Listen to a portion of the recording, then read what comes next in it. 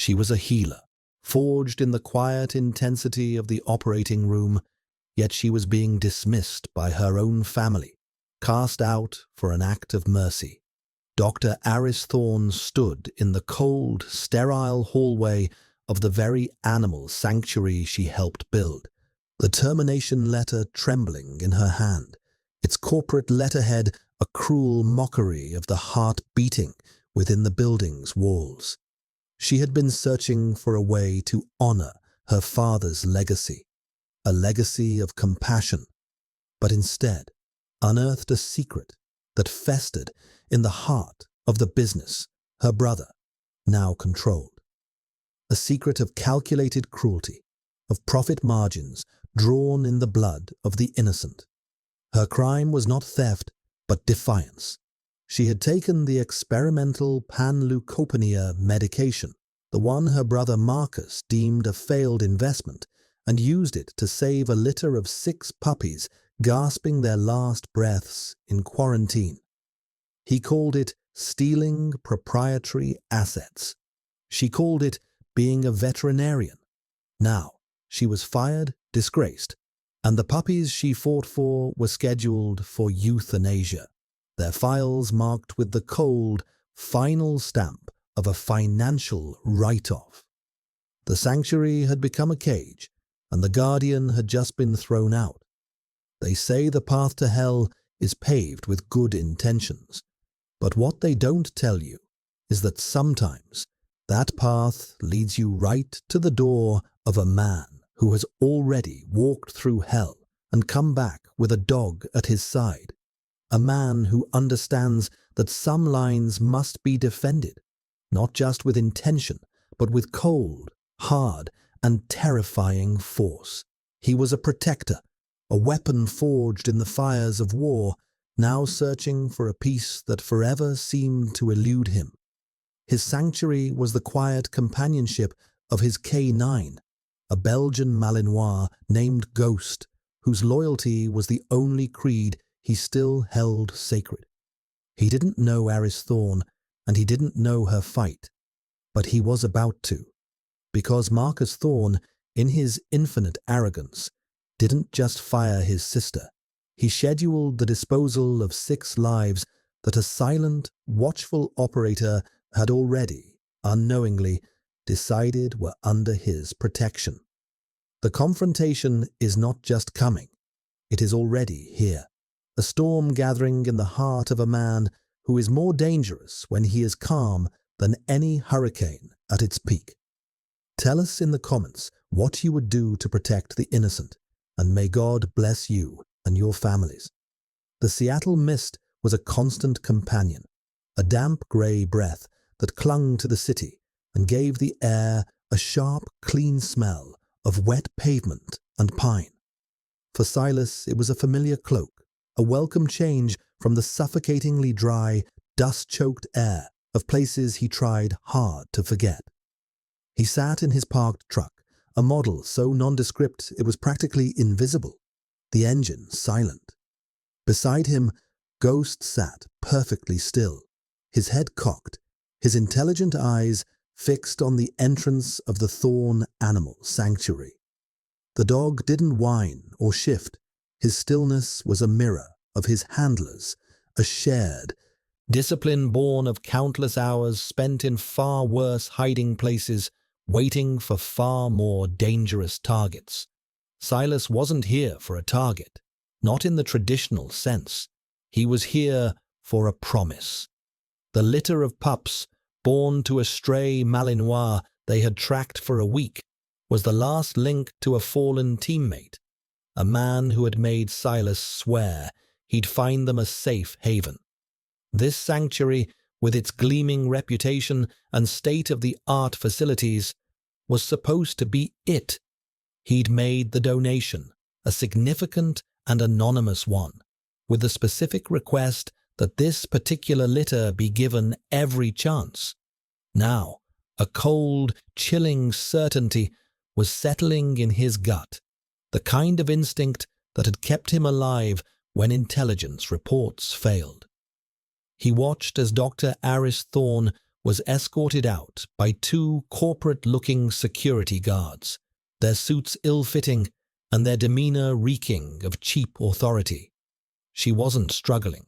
She was radiating a white-hot fury that was somehow colder than the mist. Her face was pale, her jaw set, but it was her eyes that held him.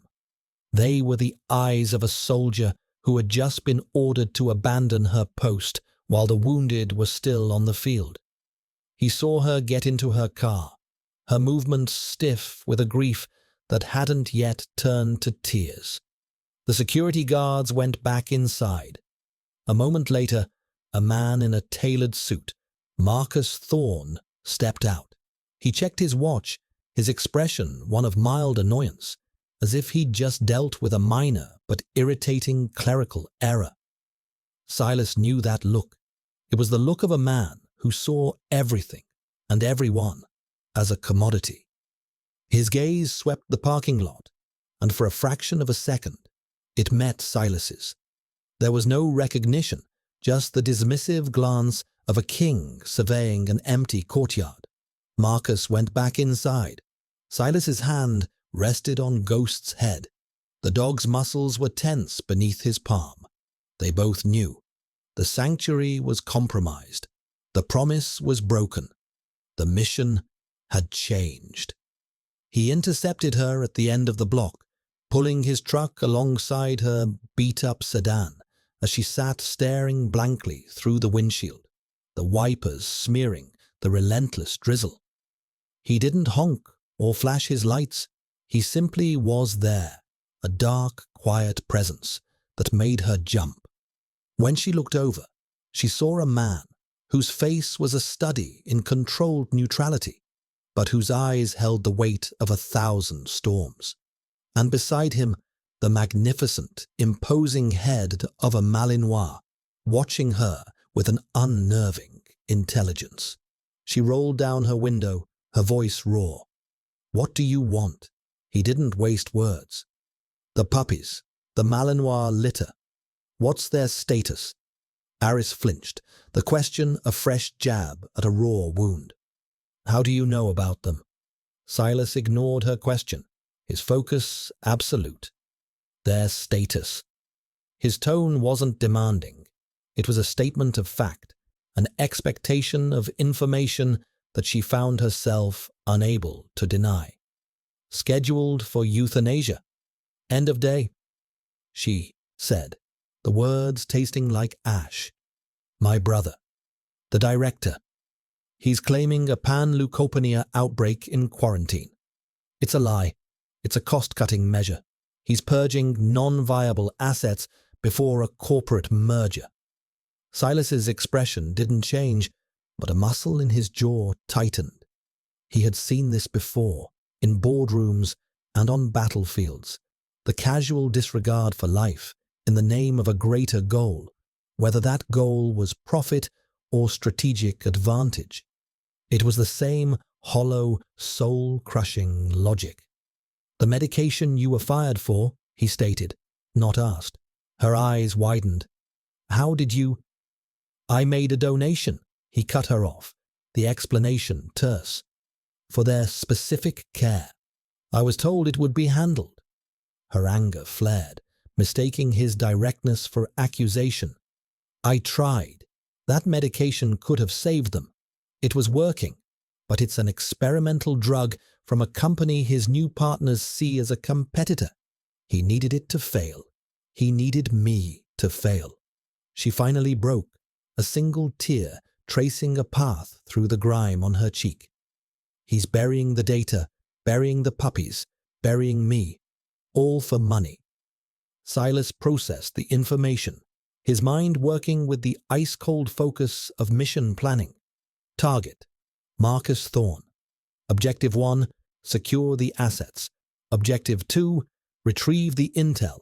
Objective 3, neutralize the threat to his legacy. He looked at her, his voice dropping to a low, conspiratorial calm. "He's not burying anything. He just dug a hole he's about to fall into. I'm going in tonight. I need the building's layout, security protocols, Weak points. Everything you know. Aris stared at him, a flicker of hope warring with disbelief. You can't just walk in there. There are alarms, guards. Silas finally allowed a ghost of a smile, a chilling sight that didn't touch his eyes. I don't walk, he said. I infiltrate. And he nodded toward Ghost, who hadn't moved a muscle. Is my key. Night fell over Seattle, swallowing the gray day and replacing it with a deep, wet blackness, punctuated by the distant glow of the city. The Thorn Animal Sanctuary, a place meant to be a beacon of hope, now looked like a fortress under the cold, impersonal glare of its security lights. For Silas and Ghost, it was just another perimeter to be breached. They moved through the dense woods bordering the back of the property, not as man and dog, but as a single, silent entity. Ghost's paws made no sound on the damp earth, and Silas's movements were economical and precise, each step placed with the certainty of a predator. He wore simple black fatigues, carrying only a small pack. He was the weapon. Everything else was just a tool. Over a secure, single-ear comms unit, Aris's voice was a lifeline of information, tight with nervous energy, but clear and concise. The western fence has a blind spot, she whispered, her voice a ghost in his ear. The camera pans on a 90-second loop. You'll have 17 seconds to cross the open ground to the maintenance shed. Silas didn't respond. He watched the camera, his internal clock counting down with practiced precision. 3, 2, 1. He moved, a blur of motion across the manicured lawn, Ghost a shadow at his heel. They reached the shed, melting into the darkness of its overhang just as the camera swept back. The lock on the shed is a standard commercial model. My brother was too cheap to upgrade it, Aris continued. Silas's hands were already at work, a small tension wrench and a pick moving with a terrifying fluid grace. The lock clicked open in under 10 seconds. Inside, the air was thick with the smell of bleach and dog food. This was their entry point.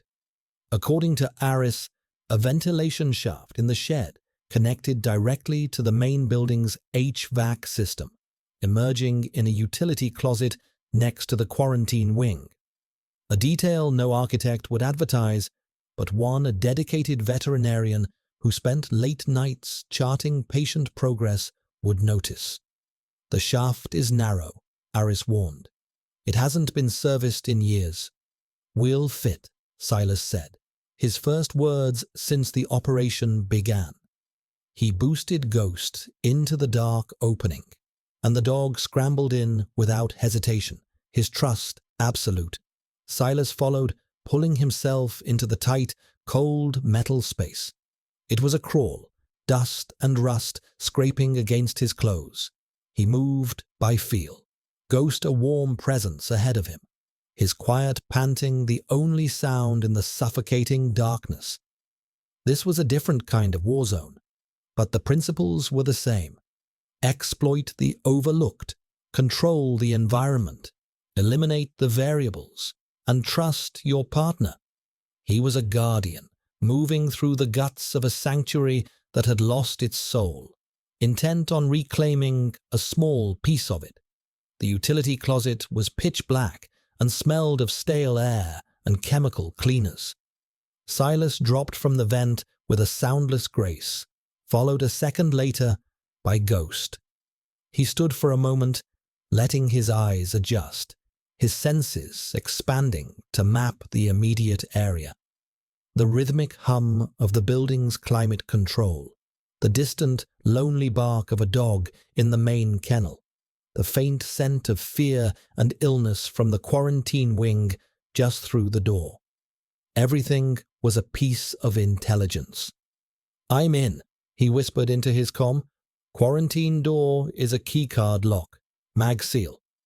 "I know." Aris's voice came back, strained. Marcus changed the codes this afternoon after he fired me. There's no way past it without his card. A lesser man would see a dead end. Silas saw a challenge in physics. Is the door frame wood or steel? Steel, she replied, confused. But the wall around it is just drywall over a metal stud frame, standard commercial construction. That was all he needed. He removed a small, flat pry bar from his pack. It wasn't about force, it was about leverage.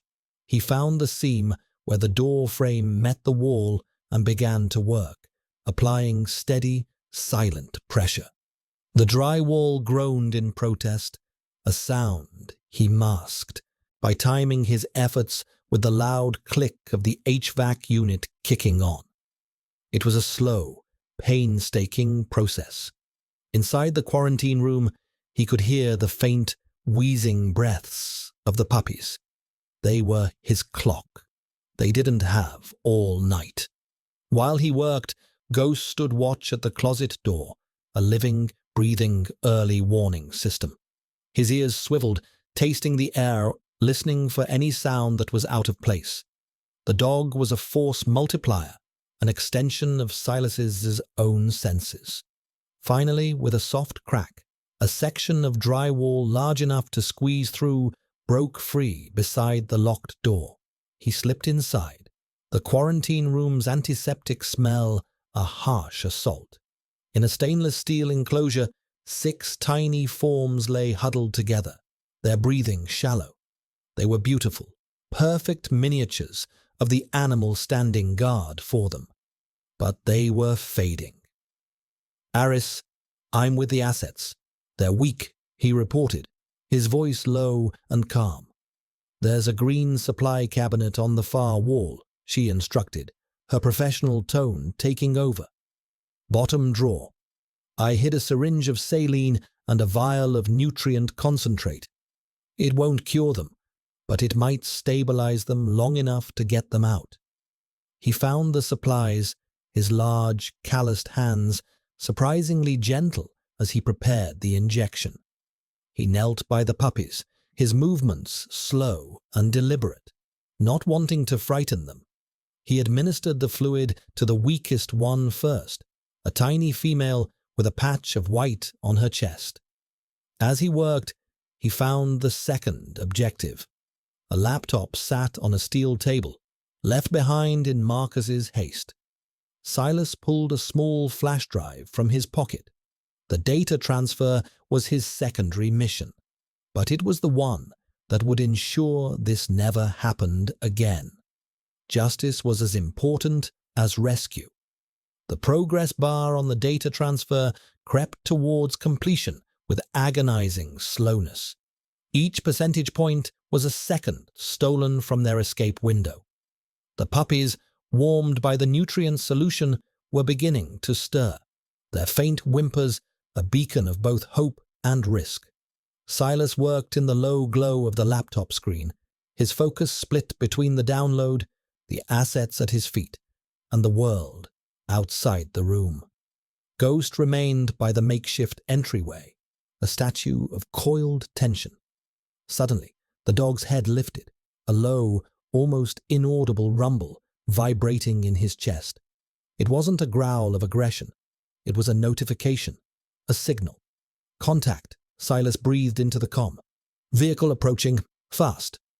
On his end, Aris's gasp was sharp. It can't be. The night watchman doesn't come on for another hour. It has to be Marcus. The confirmation came a moment later in the form of headlights sweeping across the quarantine room's small, high window, followed by the sound of a heavy vehicle skidding to a halt on the gravel outside. Doors slammed. Voices, sharp and angry, cut through the night. This was a complication, a bad one. The silent alarm on the main office, door one Aris hadn't known about, must have been tripped when Marcus remotely changed the access codes. He wasn't coming alone. Silas, get out of there. Aris's voice was frantic. Forget the data. Negative, he replied, his voice a flat line of calm. Download at 90%. The data is the mission. He knew that without the proof of Marcus's deliberate sabotage, they would be branded as thieves and fanatics. The truth would be buried along with the puppies. Marcus Thorne would walk away clean, his merger secured, his legacy of cruelty intact. That was not an acceptable outcome. The front door of the sanctuary crashed open. Heavy footsteps echoed down the main hall. These weren't cops. The movements were too clumsy, the voices too loud. This was private security, hired muscle, the kind of men who followed orders without asking questions, especially when the pay was good. The sanctuary, their temporary haven, had just become a kill box. The download completed. With a soft chime, the flash drive ejected. Silas pocketed it, his movements never betraying the adrenaline coursing through his veins. He scooped the 6 puppies into a small, insulated carrier he'd brought in his pack, their combined weight almost negligible. He looked at Ghost. The dog's eyes were locked on his, waiting for the command. "Aris, go dark," Silas ordered. "Maintain radio silence until I reinitiate." He needed her safe, away from the comms chatter that could be intercepted. He was on his own now, a protector with 6 lives in one hand and the legacy of a corrupt man in the other. He was trapped, outnumbered, and holding precious cargo. For Silas, it was just another Tuesday. The heavy footsteps stopped outside the utility closet. A gruff voice barked, "He's not in the main kennel. Check the back rooms. Quarantine." A beam from a powerful flashlight cut through the hole Silas had made in the wall, sweeping across the empty steel enclosure where the puppies had been. "They're gone," another voice yelled. "The little rats are gone." Marcus Thorne's voice, slick with rage, sliced through the air. "Find him.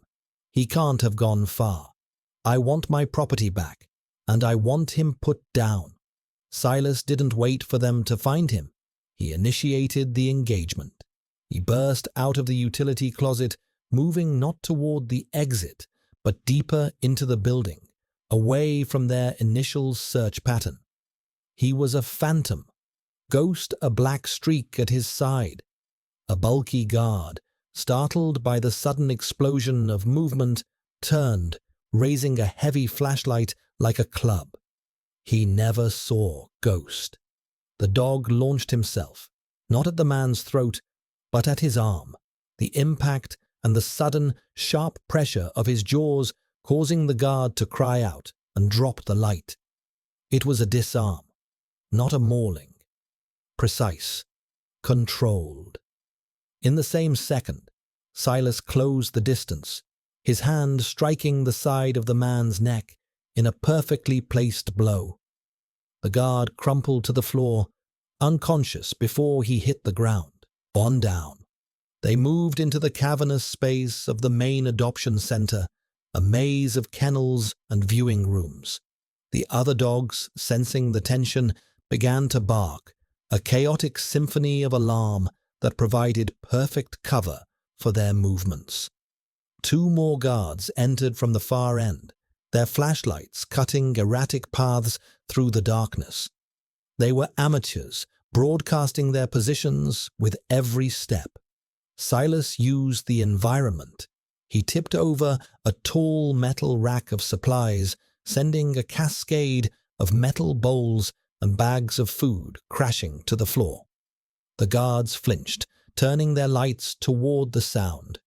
It was the only distraction he needed. He and Ghost flanked them, using the rows of kennels as cover. They were specters of violence in a house of healing. Silas emerged from behind one guard, a shadow detaching from deeper shadows. He didn't use a weapon. His hands were faster and quieter. A chokehold, expertly applied, and the man went limp. At the same time, Ghost darted forward, seizing the second guard's ankle. The man stumbled, yelling in surprise and pain, and went down hard, his head connecting with the concrete floor with a sickening crack. Neutralized. Marcus Thorne stood near the entrance, his expensive suit looking ridiculous in the chaos. He held a small silver pistol, holding it with the unearned confidence of a man who has only ever shot at paper targets.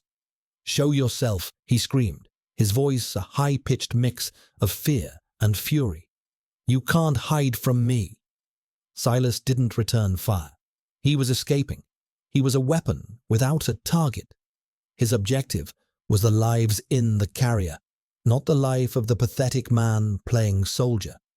He spotted his exit, a large window in the grooming area. One Aris had told him had a faulty latch.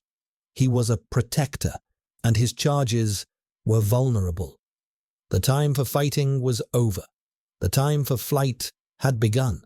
Silas moved with a terrifying economy of motion, the puppy carrier held tight against his chest.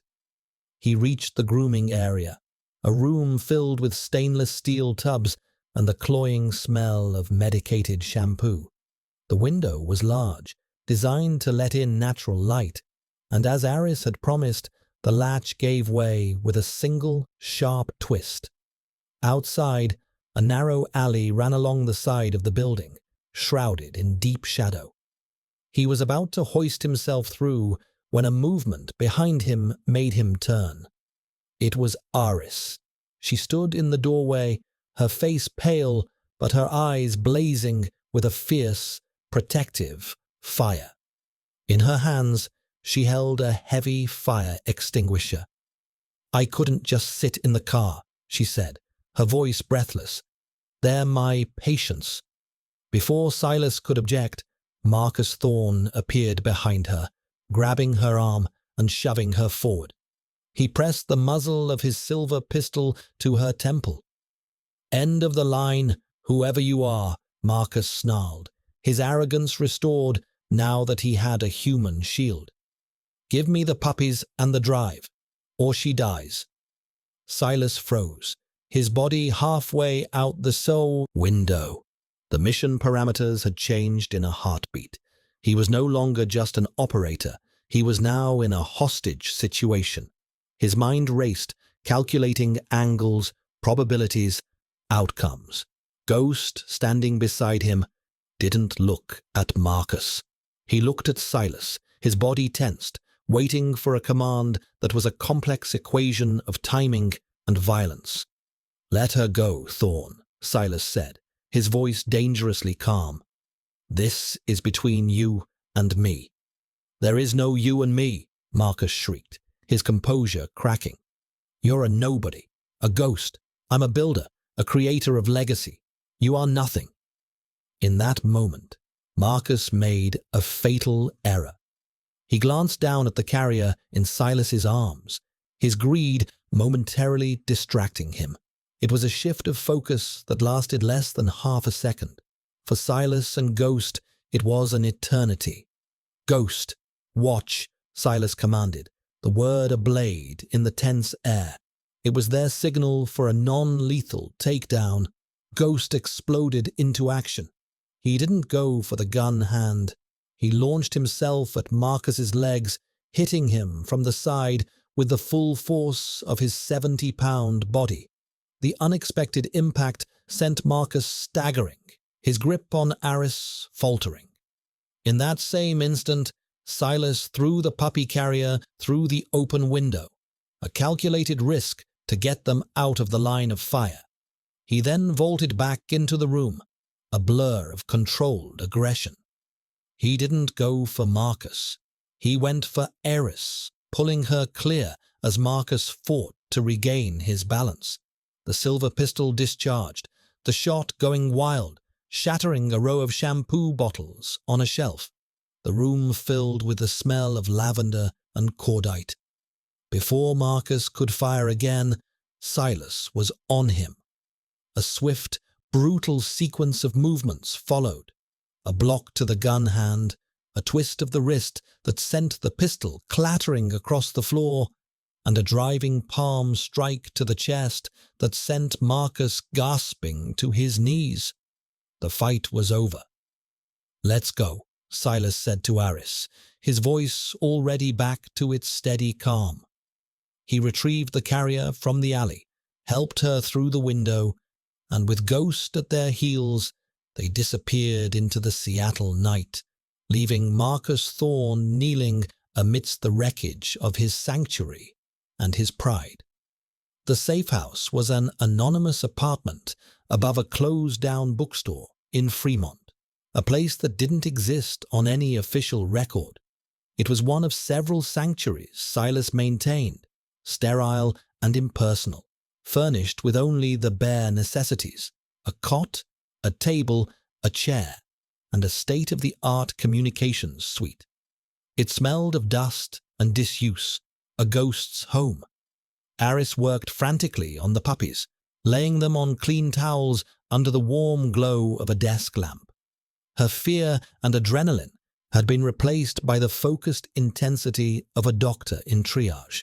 She checked their vitals, administered more fluids, and wrapped them in thermal blankets.